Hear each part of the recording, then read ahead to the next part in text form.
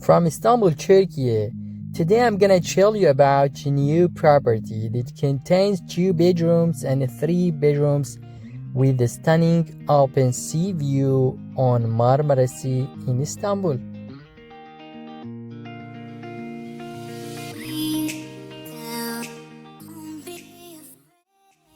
Today you can get 2 apartments with a citizenship amount which is 400,000 US dollar, and you can apply directly to the citizenship by investment in these 2 properties.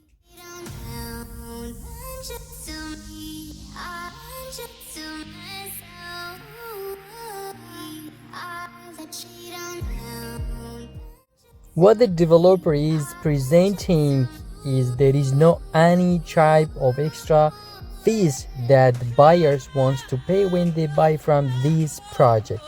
So there is no title deed fees, there is no VAT tax. To get more information, contact me. Thank you so much for watching.